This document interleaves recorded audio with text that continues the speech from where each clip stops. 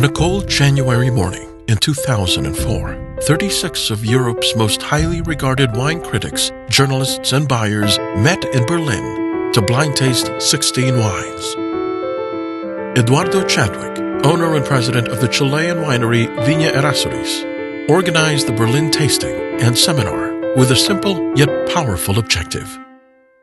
The Berlin tasting came upon my frustration that critics were not really recognizing the quality of our wines because they knew they were Chilean, and Chile was a new country coming into the world stage. So the idea was to have a blind format where they could concentrate on their senses and really evaluate our quality for what it was. Stephen Spurrier, orchestrator of the Judgment of Paris and one of the world's foremost wine critics and a champion of French wines, hosted the tasting. When I first heard that from Eduardo that he was going to do a comparative blind tasting with his icon wines against the top wines from Bordeaux and Italy, I thought he was being very brave. The event started with a technical seminar presenting two Chilean terroirs, Aconcágua and Maipo, in the context of the world's most renowned appellations. Then, the group moved on to participate in the comparative blind tasting. I think blind tastings with a qualified panel, and by qualified panel I mean exceedingly qualified panel, are a very valid, in fact one of the rare ways that an unknown wine of quality can become known.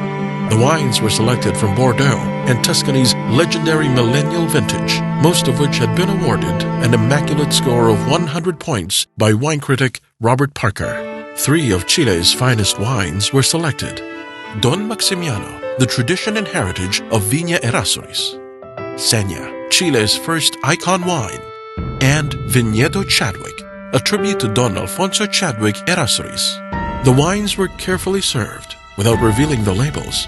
The results were compiled and calculated, and then the unexpected happened. I was surprised, to say the least.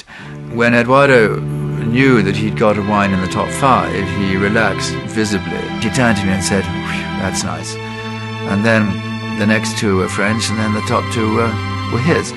He didn't expect a result like that. Nor did I. Nor did anyone else. From Berlin, this unique experience was recreated in the wine capitals of the world, setting out to test the ultimate standards of quality for an icon wine, consistency, and aging potential. Yet, in Sao Paulo, Tokyo, Beijing, London, New York, Hong Kong, and around the world, the Chilean wines consistently earned acclaim, opening minds to Chile as an origin for truly world-class wines, one glass at a time. The Berlin tasting, right like the Paris tasting, can be talked about and talked about and talked about. But if you have the consistency like that, that is a remarkable result. And it proves Eduardo's point that his wines are equal to the best wines in the world. Well, it has been a great honor to participate in all these tastings around the world, and to have been able to prove that our wines have been consistently selected amongst the best wines of the world. That, I think, is the major result, that Chilean wines were not viewed as great potential wines before. After the Berlin tasting, they were.